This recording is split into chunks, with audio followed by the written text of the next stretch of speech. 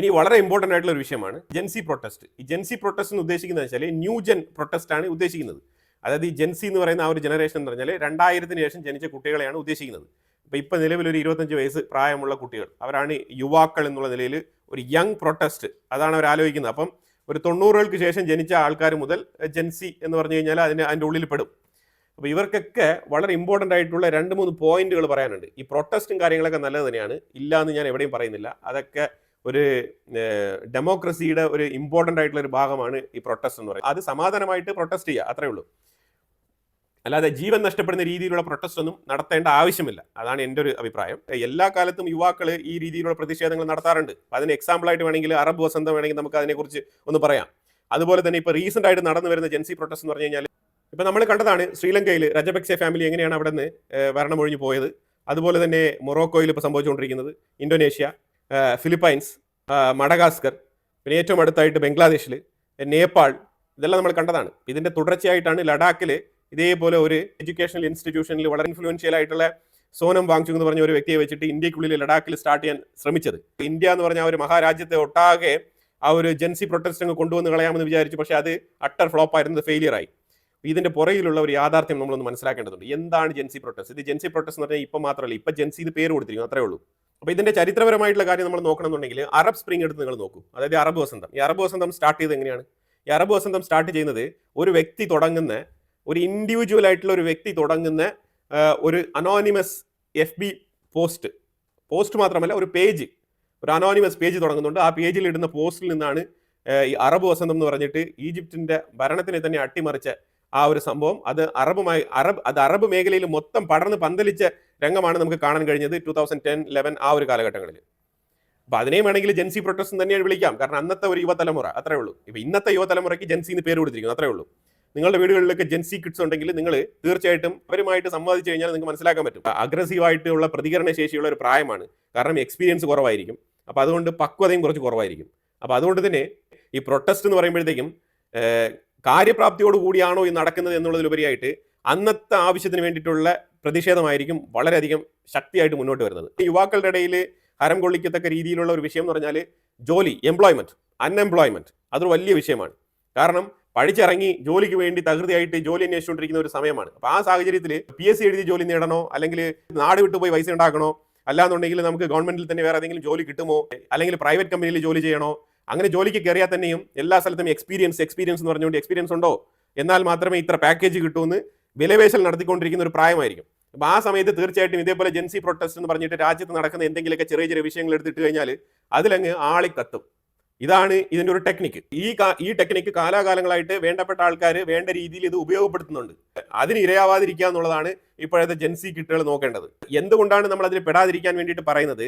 കാരണം അതത്ര straight forward അല്ല. പ്രധാനപ്പെട്ട 4 കാര്യങ്ങൾക്ക് വേണ്ടിയിട്ടാണ് ഈ ജെൻസി പ്രൊട്ടസ്റ്റുകൾ പല രാജ്യത്തും നടന്നിരിക്കുന്നത്. അതായത് ഈ പഠനങ്ങൾ പറയുന്നത് അങ്ങനെയാണ്. പഠനങ്ങൾ പറയുന്നത് 4 വിഷയങ്ങൾക്ക് വേണ്ടിയിട്ട് മാത്രമാണ് ഈ ജെൻസി പ്രൊട്ടസ്റ്റുകൾ ഇത്രമാത്രം ആളിക്കത്തുന്നത്. ആ 4 കാര്യങ്ങൾ, ഒന്ന് ടോർച്ചർ. ഈ ടോർച്ചർ എങ്ങനെയാണ് സംഭവിക്കുന്നത്?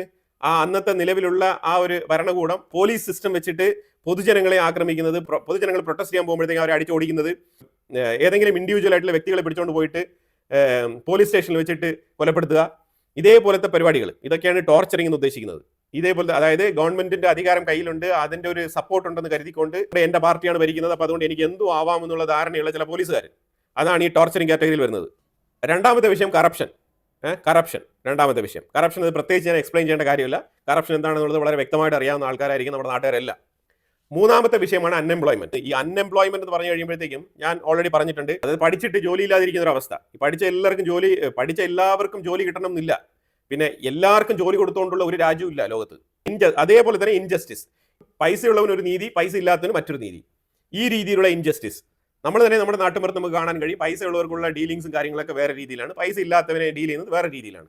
ആ രീതിയിൽ അങ്ങനത്തെ കാര്യങ്ങളൊക്കെ കാണാനിടയാവുന്ന ഒരു യുവതലമുറ.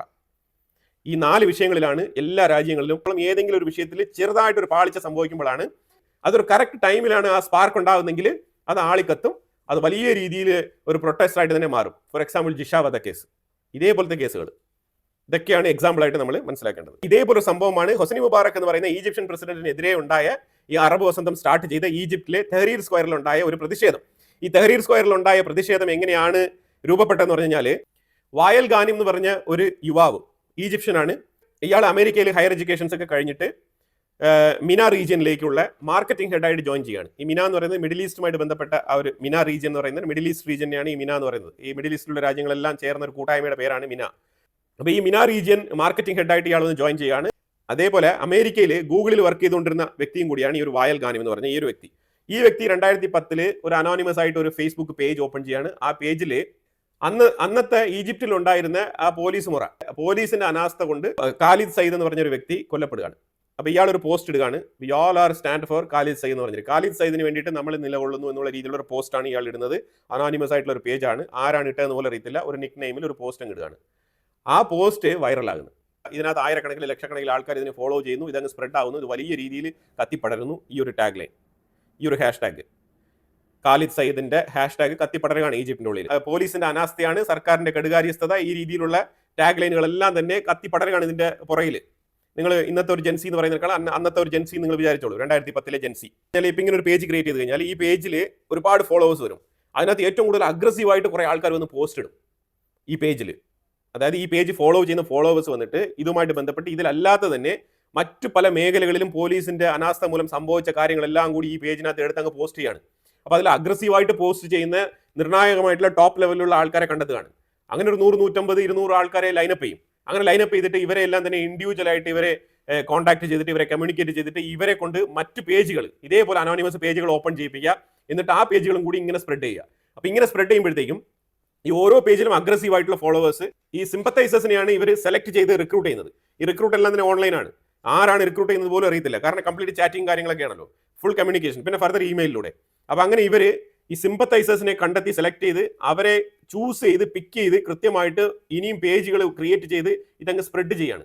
PR വർക്ക് പോലെയല്ല, അതിനേക്കാളും വളരെ ഫാസ്റ്റ് ആയിട്ട് ഇത് ചെയ്യാൻ പറ്റും. കാരണം ഇതിനകത്ത് അവർക്ക് ഈ സിമ്പത്തൈസേഴ്സിന് അവർ ചെയ്യുന്നത് ശരിയാണ് എന്ന് ബോധ്യപ്പെടുത്തുന്ന രീതിയിലുള്ള ഒരു മാറ്ററാണിത്. സബ്ജക്റ്റ് അങ്ങനെയാണ്. കാരണം ഞാൻ ചെയ്യുന്നത് എൻ്റെ രാജ്യത്തിൻ്റെ നന്മയ്ക്ക് വേണ്ടിയിട്ടാണ്, പൊതുജനങ്ങൾക്ക് വേണ്ടിയിട്ടാണ്, അതേപോലെ പോലീസിൻ്റെ അനാസ്ഥയ്ക്കെതിരെയാണ്. ഇങ്ങനെയുള്ള ചിന്തകളൊക്കെ ഇതിനകത്ത് വരും. അപ്പോൾ അങ്ങനെ വരുമ്പോഴത്തേക്കും വളരെ ഈസി ആയിട്ട് തന്നെ അവർ ചെയ്യുന്നത് അൾട്ടിമേറ്റ്ലി റൈറ്റ് ആണെന്ന് വിചാരിച്ചുകൊണ്ട് അവർ സ്പ്രെഡ് ചെയ്യാണ്. അപ്പോൾ അങ്ങനെ സ്പ്രെഡ് ചെയ്യുന്ന ആൾക്കാരെ ഇവർ ചൂസ് ചെയ്തു. ഈ ഈജിപ്തിലെ അറബ് വസന്തം സ്റ്റാർട്ട് ചെയ്യുന്നതിന് ഇങ്ങനത്തെ സിമ്പത്തൈസേഴ്സിന്റെ ഒരു കൂട്ടം ആൾക്കാരുടെ കൂട്ടായ്മ ഉണ്ടായിരുന്നു എന്നാണ് പിന്നീട് പഠനങ്ങൾ തെളിയിച്ചത്. ഈ പൊട്ടൻഷ്യൽ റിക്രൂട്ടിംഗ് കഴിഞ്ഞ് കഴിഞ്ഞാൽ ഇവർ എക്സ് പ്ലാറ്റ്ഫോമിൽ കംപ്ലീറ്റ് കാര്യങ്ങളും ലൈവായിട്ട് എന്തെങ്കിലുമൊക്കെ ചെറിയ ഇഷ്യൂസ് നടക്കുമ്പോഴത്തേക്കും ഇതൊക്കെ എടുത്ത് ലൈവിലിടും. ഇങ്ങനെ ലൈവിലിട്ട് ഇവർ ഈ ലൈവിലൂടെ തന്നെ ഇവരുടെ ഫ്ലാഗ് എന്താണ്, ഇവർ എന്ത് സിമ്പിളാണ് ഉപയോഗിക്കാൻ പോകുന്നത്, അല്ലെങ്കിൽ ഒരു പ്രൊട്ടസ്റ്റ് ഇങ്ങനെ പ്രഖ്യാപിക്കുമ്പോഴത്തേക്കും എന്ത് തരത്തിലുള്ള കളർ കോഡാണ്, നെറ്റിയിൽ എന്ത് റിബൺ ധരിക്കും, നമ്മൾ ഫ്ലാഗ് എന്താണ് കൊണ്ടുവരാൻ പോകുന്നത്, ഇതെല്ലാം തന്നെ വളരെ വ്യക്തമായിട്ട് ഒരു ഡീറ്റെയിൽ ആയിട്ട് കമ്മ്യൂണിക്കേറ്റ് ചെയ്യും. അങ്ങനെയാണ് ഈ പ്രൊട്ടസ്റ്റ് സ്റ്റാർട്ട് ചെയ്യുമ്പോഴത്തേക്കും കൃത്യമായിട്ട് എല്ലാവരും ഒരേപോലത്തെ ഫ്ലാഗ്, ഒരേപോലത്തെ ലോഗോ, എംബ്ലം ഇതെല്ലാം കൊണ്ടുവരുന്നത്, ഒരേപോലത്തെ സ്ലോഗൻസ് പറയുന്നത്, ഇതെല്ലാം തന്നെ ഇങ്ങനെയാണ് കോർഡിനേറ്റ് ചെയ്യുന്നത്. ഇതൊരു പുതിയ ഓൺലൈൻ മെത്തേഡ് ഇത് പുതിയൊരു ഓൺലൈൻ മെത്തേഡാണ്. എന്താണ് ഈ പ്രൊട്ടസ്റ്റ് സംഘടിപ്പിക്കുന്നതിനുള്ള ഒരു മാർഗം. അതാണ് ഇപ്പൊ നിലവിൽ സംഭവിച്ചുകൊണ്ടിരിക്കുന്നത്. ഇപ്പൊ മേൽ പറഞ്ഞ 4 വിഷയങ്ങൾ ഉണ്ടായിരുന്നല്ലോ, ടോർച്ചർ, കറപ്ഷൻ, അൺഎംപ്ലോയ്മെന്റ്, ഇൻജസ്റ്റിസ്. ഈ 4 ഇല്ലാത്ത ഒരു രാജ്യം പോലും നിങ്ങൾക്ക് കണ്ടെത്താൻ കഴിയില്ല. ഇനി അഥവാ ഈ ജെൻസി പ്രൊട്ടസ്റ്റ് നടത്തി റെജീം ചേഞ്ച് നടത്തിയിട്ട് പുതിയൊരു ഗവൺമെന്റ് വരുന്നു വെച്ചോ, അവിടെയും ഈ 4 പ്രശ്നങ്ങൾ തീർച്ചയായിട്ടും ഉണ്ടാവും. ഇപ്പൊ ബംഗ്ലാദേശിൽ ഭരണം മാറി, എന്നിട്ട് ബംഗ്ലാദേശിൽ ഇപ്പം ഇൻജസ്റ്റിസും കറപ്ഷനും അൺഎംപ്ലോയ്മെന്റും ഇതെല്ലാം മാറിയോ? ഒരിക്കലും മാറില്ല. ശ്രീലങ്കയിലെല്ലാം മാറിയോ? മാറത്തില്ല. നേപ്പാളിൽ ഇപ്പോൾ പുതിയ സർക്കാർ വന്നിട്ടുണ്ട്, ഇതെല്ലാം മാറുമോ? മാറില്ല, ഒരിക്കലും മാറില്ല. പക്ഷെ ഇതൊരു ഡെലീമയാണ്. അതായത് ജെൻസി പ്രൊട്ടസ്റ്റ്, അതായത് പുതിയ തലമുറയുടെ ഒരു പ്രൊട്ടസ്റ്റ് എന്ന് പറഞ്ഞ ഒരു ഡെലീമ, അതായത് ജെൻസി ഡെലീമ എന്ന് വേണമെങ്കിൽ വിളിക്കാം അതിനെ. അപ്പൊ ഈ ജെൻസി ഡെലീമയിൽ പോയി പെട്ടിട്ട് കാര്യമില്ല. കാരണം എംപ്ലോയ്മെന്റ് വേണമെന്നുണ്ടെങ്കിൽ അതിൻ്റെതായിട്ടുള്ള ശ്രമങ്ങൾ നടത്തണം. അല്ലാതെ നമ്മൾ ജെൻസി പ്രൊട്ടസ്റ്റ് നടത്തിയത് കൊണ്ട് ഒരിക്കലും എംപ്ലോയ്മെന്റ് കിട്ടത്തില്ല. ജെൻസി പ്രൊട്ടസ്റ്റ് നടത്തി കഴിഞ്ഞാൽ അതിന്റെ ഫസ്റ്റ് ലൈനിൽ നിൽക്കുന്ന ഒരു 10 പേർക്ക് വേണമെങ്കിൽ ഗവൺമെന്റിൽ എന്തെങ്കിലുമൊക്കെ പൊസിഷൻ കിട്ടുമായിരിക്കും. അതിലുപരിയായിട്ട് ബാക്കിയുള്ളവനൊക്കെ ഇതേപോലെ തന്നെ വീണ്ടും അടുത്ത ജെൻസി തലമുറകളെ ഉണ്ടാക്കാൻ വേണ്ടിയിട്ട് സ്വന്തമായിട്ട് അധ്വാനിച്ച് പൈസ ഉണ്ടാക്കി കുടുംബം നോക്കേണ്ട അവസ്ഥയിലേക്ക് തള്ളപ്പെടും. അപ്പൊ പിന്നെ ഈ ജെൻസി പ്രൊട്ടസ്റ്റ് ഉണ്ടാവില്ല, ഈ പ്രൊട്ടസ്റ്റിന് മുന്നിൽ നടത്തിയവനും ഉണ്ടാവില്ല. 2010 തന്നെ ടുണീസിയയിൽ ഇതേപോലെ ഒരു റെജീം ചേഞ്ച് നടക്കുന്നുണ്ട്. അപ്പൊ ഇതേപോലെ ഈ പേജിൽ ഈജിപ്ത് നമുക്ക് ടുണീസിയെ പോലെ ആക്കണ്ടേ എന്ന് പറഞ്ഞിട്ട് ഇതേപോലെ ഈ ഗാനം പോസ്റ്റ് ഇടുന്നുണ്ട്. അത് അനോണിമസ് പേരിലാണ് പോസ്റ്റ് ഇടുന്നത്. അങ്ങനെ അപ്പോഴത്തേക്കും അതിനും ഒരുപാട് സപ്പോർട്ട് കിട്ടുന്നുണ്ട്. അതെ, യെസ്, നമ്മൾ ടുണീസിയെ പോലെ ഈജിപ്തിലേക്കും ഒരു ഭരണം അട്ടിമറി കൊണ്ടുവരണം എന്നുള്ള രീതിയിലുള്ള പോസിറ്റീവ് റെസ്പോൺസ് ആണ് വന്നത്. അങ്ങനെയാണ് പിന്നീട് തഹരീർ സ്ക്വയറിലേക്ക് പ്രൊട്ടസ്റ്റ് കണ്ടക്ട് ചെയ്യുന്നത്. അങ്ങനെ തഹരീർ സ്ക്വയറിലേക്ക് ആൾക്കാർ ഇരച്ചു കയറുന്നത്. രാപ്പകലില്ലാത്ത പോരാട്ടങ്ങൾ. ആർക്കെതിരെയാണ്? ഹൊസനി മുബാറക് എന്ന് പറഞ്ഞ അന്നത്തെ ഈജിപ്ഷ്യൻ പ്രസിഡന്റിനെതിരെയാണ് ഈ പോരാട്ടങ്ങൾ മൊത്തം നടന്നത്. അന്ന് എത്ര പേർ കൊല്ലപ്പെട്ടു എന്നുള്ളത് ആർക്കും തന്നെ നിശ്ചയമില്ല. ആ രീതിയിലാണ് കാര്യങ്ങൾ മുന്നോട്ട് പോയത്. പിന്നീട് ഹൊസ്നി മുബാറക് റിസൈൻ ചെയ്യുന്നുണ്ട്. അത് കഴിഞ്ഞിട്ട് വന്ന ഭരണകൂടത്തിന് പോലും സ്ഥായിയായിട്ട് അവിടെ നിലനിൽക്കാൻ കഴിഞ്ഞിട്ടില്ല. ഈ തെഹരീർ സ്ക്വയറിലേക്ക് ഈ പ്രൊട്ടസ്റ്റ് കണ്ടക്ട് ചെയ്യുന്നതുമായിട്ട് ബന്ധപ്പെട്ട അന്വേഷണങ്ങൾ നടക്കുന്നുണ്ട്. അങ്ങനെയാണ് പിന്നീട് സൈബർ സെക്യൂരിറ്റി ടീമുകൾ കണ്ടെത്തുന്നത് ഇങ്ങനെ ഈ വായൽ ഗാനിം എന്ന് പറഞ്ഞ ഒരു വ്യക്തിയാണ് ഇതിന്റെ പുറകിൽ എന്നുള്ളത്. അങ്ങനെ വായൽ ഗാനിമിനെ പിടിക്കുന്നുണ്ട്, അറസ്റ്റ് ചെയ്യുന്നുണ്ട്, ജയിലിൽ 14 ദിവസം റിമാൻഡ് ചെയ്യുന്നുണ്ട്, അതിനുശേഷം റിലീസ് ചെയ്യപ്പെടുന്നുണ്ട്.